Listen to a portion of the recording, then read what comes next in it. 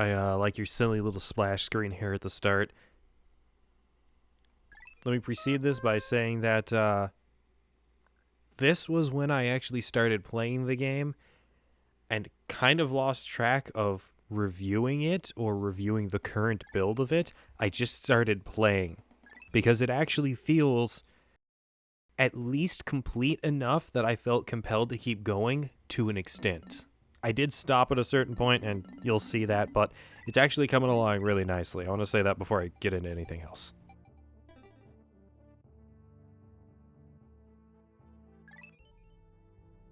The last Metroid is in captivity. The galaxy is at peace.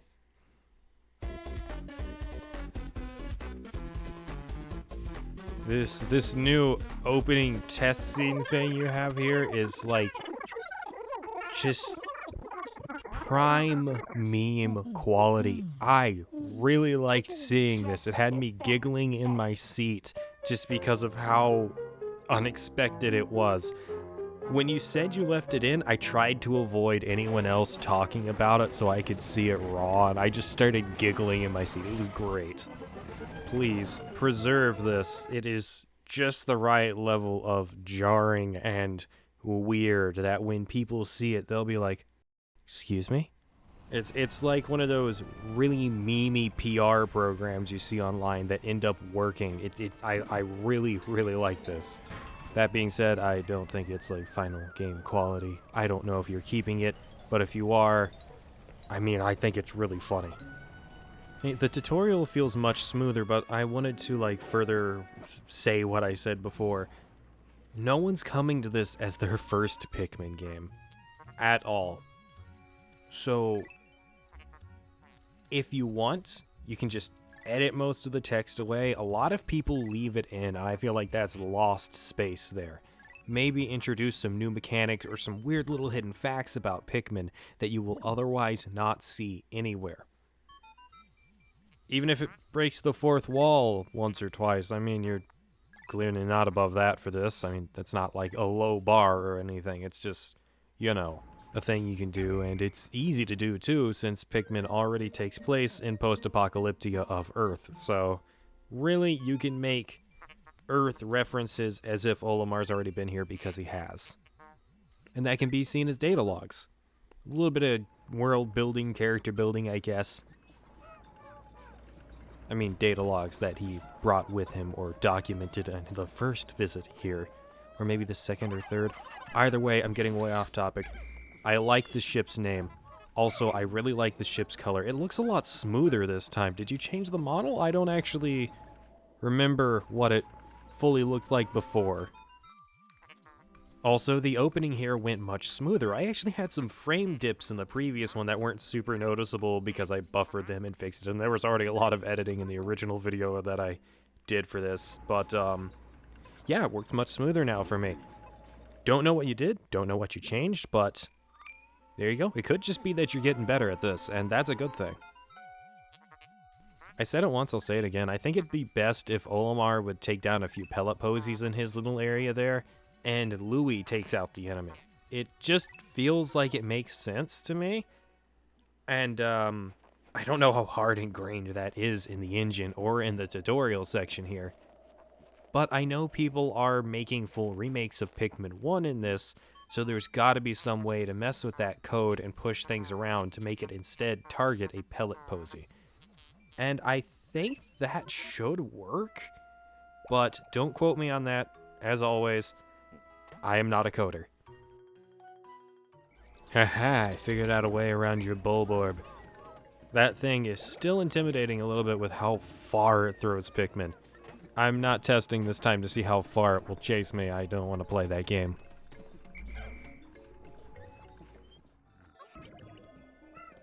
Also, mild digression, but it's really cool to see the Mr. Bean Pokemon card moved over there. I don't know why. Maybe it's because I made the input for it, so it just feels nicer.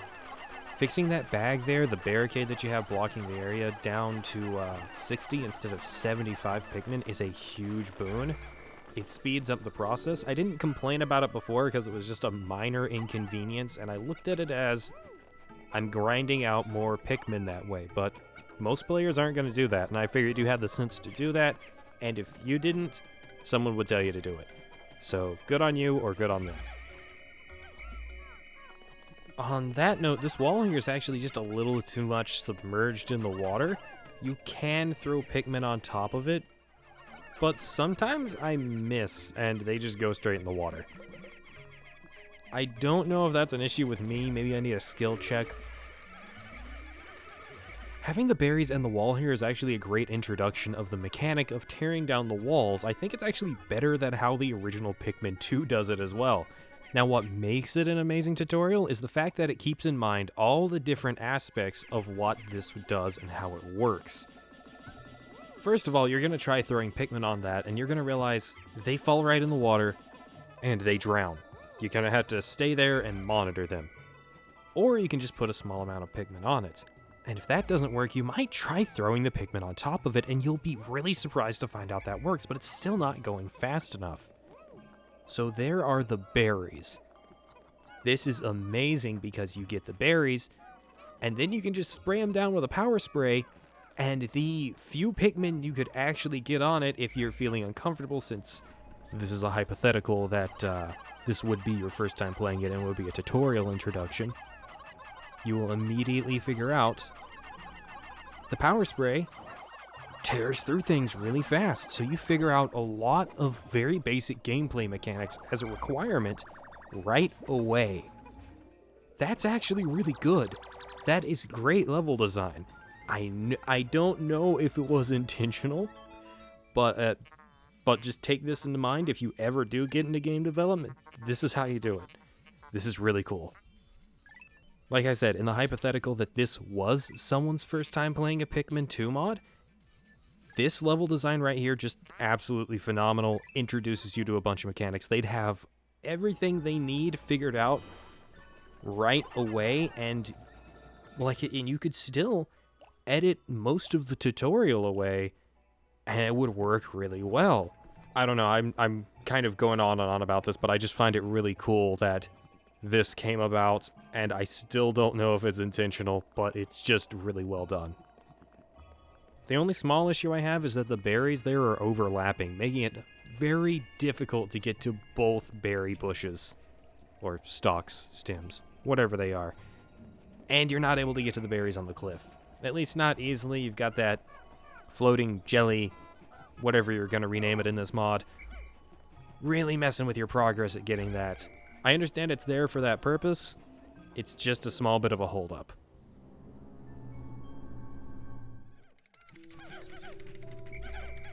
Also, congrats, you figured out the emergence cave. It feels a lot more complete now. It doesn't really feel empty. That first level you might feel needs to have some more added to it, and I would recommend maybe a few eggs and some small enemies. But other than that, you don't actually need to put any more there. It sets up a nice little creepy ambience that is later elaborated on by seeing the other stuff in the next level, because you don't know if the boss is going to drop down from the ceiling, and I guess, spoiler alert, in this build, one doesn't, but easily one could in the future, and it would fit in perfectly. It feels really weird to say, but the design there is actually almost seamless. I mean, not literally almost seamless. You got those little weird triangle path things that pop up, but those don't really matter much. They don't really break your immersion at all. That happens in the base game too sometimes. Don't worry about it. It's a AAA title, they do it too. Don't be concerned. Since I played Pikmin 2 so much, I actually saw the new-ish area here and immediately went into there's a boss in this area mode. And I skipped through the introduction cutscene of this stage without even checking to see if there was new dialogue. Just because it had that effect, and I'm really glad I'm not recording this for like a Let's Play or a long play right now, because that is a huge no-no. I'd have to reshoot. But as it stands, I like it. This is a really good introductory cave to go with a really good tutorial area. I'm very surprised. It's just good. It's just really good. I didn't expect such a drastic improvement from the initial beta build to this one, and I don't know if you're still going to add more things or improve on it. But as it stands, I really like it.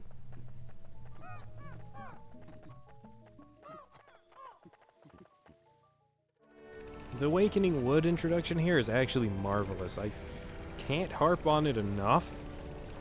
It's got the right setup, it's got the right ambience. You could easily turn this into any of the cave sittings from Metroid by altering the scenery a little bit more and maybe dimming the lights more, depending on which cave system we're talking about, and it would work really well. There's also some bugs with the bridges here and there, and I feel like those could be fixed, but I don't know how the bridges really work in this engine entirely. I know there was that one really weird bridge in Pikmin 1. But that being said, I don't know how well that would work in Pikmin 2. You know, the one where it connected in the middle. Maybe have it so that one stretches out all the way horizontally and another connects from the bottom to it. And I think that would solve the issue, and it would be easy to do. You can just throw Pikmin up on the ledge too. There you go, fixed. This little boundary break for us to get to the globe faster is also really cool too. It's a very neat idea, and it's kind of fun to do it. I don't know if you're going to keep this in the base game, but it's just neat to be able to run around the outside of the area. It didn't actually dawn on me, but I could have done this to go get the blue Pikmin. A little bit broken in that regard, but otherwise, absolutely love it. It's a fun little thing here.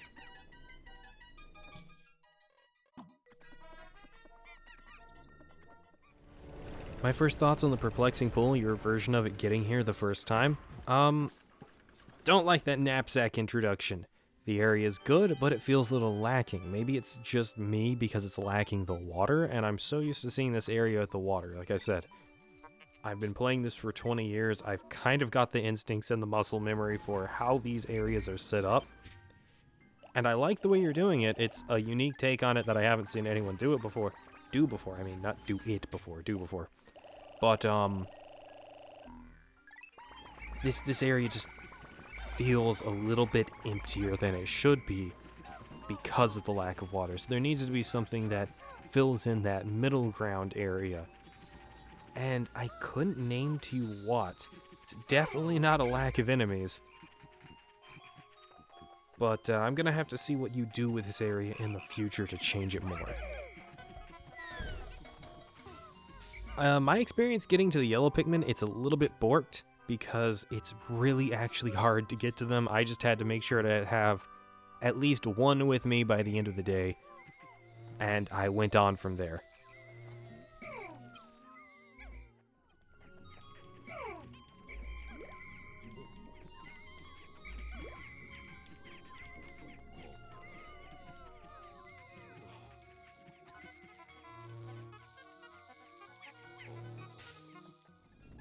A few complaints about getting to the blue Pikmin naturally. There's no way to avoid deaths from this beetle here. Putting down the poison gas in the water next to the gate is actually pointless because Pikmin can't be dual affected by different types of elements at once. So if I just throw the red Pikmin in and they start drowning, they're not going to drown any faster or any worse. Or get poisoned. It just doesn't work that way. Unfortunately. Also, fortunately, kind of for me, because that's how I was able to bypass this. I don't know how you want us to do it, but if this isn't how, you need to push us in a better direction for it.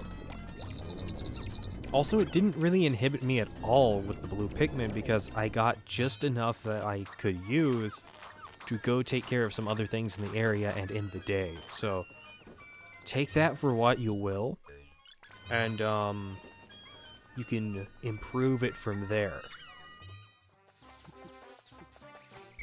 The little water geyser thing that you break and drain all the water out of, I forgot what they're called after all these years. I don't ever call anything in this game by its actual name anymore. That doesn't really work because the bridge blocks it during the cutscene. I really don't want to say it, but I think it's just best to remove it and not have water there. But if you do that, what you're going to end up having the issue of is people are just going to not need the bridge. The comfortable middle ground is having a, I guess, electric barrier there instead, so that way when you come back with the yellow Pikmin, you're gonna go get the blue Pikmin anyways, and that bypasses the need for that. I don't really know a good way to handle it, unless people just choose to not make the bridge or you remove the bridge. Unless you think the cutscene just doesn't matter in general. But then there's still no point in having it there. It's a weird gameplay design that I understand makes perfect sense in the base game of Pikmin 2. But for this mod, it just doesn't. And having to build around it isn't entirely reasonable. It's better to move it away and work with something else. Maybe have it so that you expect people to have purple Pikmin by this point in time, and they move something heavy out of the way.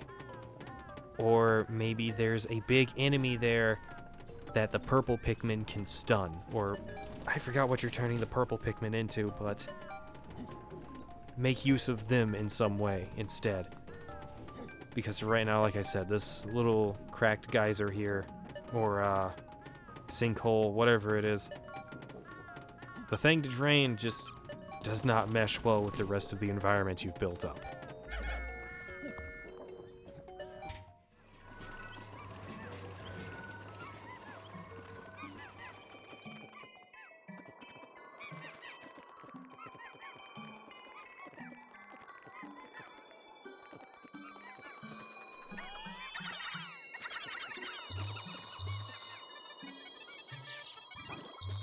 When I went back to the Valley of Repose to drain all the water away and progress in the area to look at it, to test it out and see how things work, I noticed there was an issue with the gate that I didn't notice my first time around, that you could just walk past the side of it. Yeah, you can do that. You push just a tiny bit too far in the water, just slide it up a bit more, and you can't squeeze through from the side that you're supposed to go through. And that will fix it. As I went on in the area, I did notice it's a bit over-designed. That can be a small problem. It might seem like a good idea to throw a bunch of things in there, but they need a little bit of cohesion. Almost said coercion. Well, that's not the right word. So on the other side of the electric fence here, have some electric enemies to give a reason to have the yellow Pikmin. Maybe have some high-up treasures to give a reason to have the yellow Pikmin over there. This big black flaming wall over here, you can just remove the fire. It's completely unnecessary. Instead, just make the wall very durable and have the electric fence side be easier to get through if someone takes the time to go to it and notice. That feels rewarding to the player and their choices, and if they want, they can go and break down the big black wall anyways. As a side note, I really love the enemy recolors in this area. They are really, really good. And yeah, that's all I have to say about it. The enemy recolors in this area, and thus far in the game, I believe, have been good. Take that, work with it. Keep doing what you're doing. One last thing before I end it off, I like the caves in this mod and how they're distributed where they are. It really makes you work to get to them sometimes, and they're just uniquely placed. It's fun. This mod could really stand on its own. It doesn't need to be affiliated with Pikmin 2, and I think that's cool. That's really good.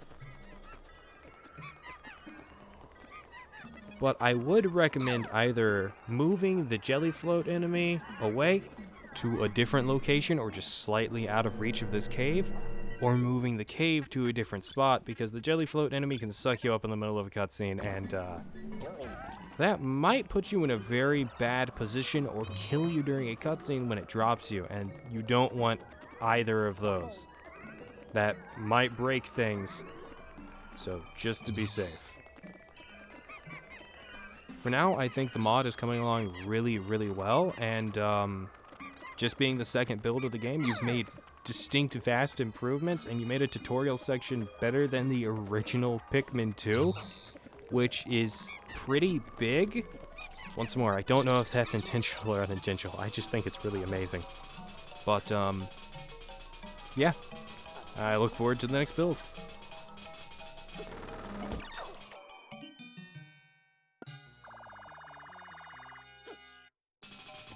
Actually, one more thing after I made that outro bit there that I realized.